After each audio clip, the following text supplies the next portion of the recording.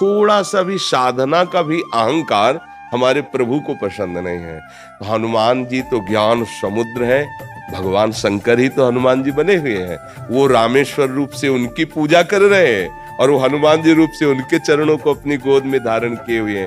पर जीव जो है, जब तक भगवान का भजन करके भगवत प्रेमी महात्माओं के संग से भगवत दासत्व नहीं प्राप्त करता, तब तक अहंकार कोई छोटी मोटी वस्तु थोड़ी है।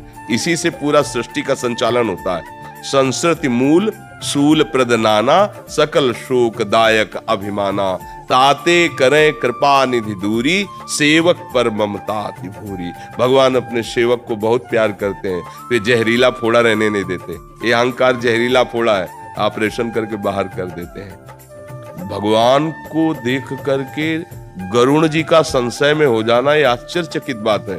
हरि वाहन है, गरुण महाज्ञानी गुण राशि, और जब नागपाश में बंधे सरकार को देखा तो विचार किया ये वही ब्रह्म है जिनका नाम स्मरण करने से भव बंधन से छूट जाए। वो प्रभु नाग बंधन में बंधे हुए हैं और मैं उनको मुक्त कर रहा हूं। ऐसा संशय होते ही अशांति पैदा हो गई। तभी जब भगवान शंकर के पास गए तो भगवान शंकर ने देखा, कीन हो इसका बहु अभिमाना, सो खोवन चाक्र पाने, जाओ काकभुचुंड जी के पास। क्योंकि पक्षियों के राजा गरुड़ जी, और पक्षियों में काक को सबसे, पर वो महान महिमा युक्त भगवान राम की भक्ति से युक्त सारा अहंकार गलित हो गया।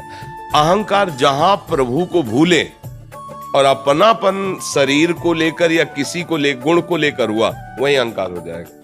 और जब केवल प्रभु की स्मृति है तो अहंकार की गुंजाइश नहीं रहती। फिर बेचारे संसार में आसक्त, इनकी तो गणना ही नहीं है।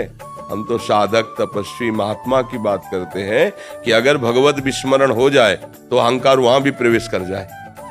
अखंड स्मृति इसीलिए कहा गया, निरंतर तैल धारावत भजन, कि कहीं अहंकार प्रकट न हो जाए। और दैन्य भगवान को बहुत प्रिय है, अहंकार भगवान को प्रिय नहीं है। जगत में तो अहंकार से ही जीते हैं। बोले हम गए, हमारा सम्मान नहीं हुआ, ऐसा वैसा, तो मान अपमान सम्मान दुख सुख लाभ, ये सब अहंकार के ही बच्चे हैं।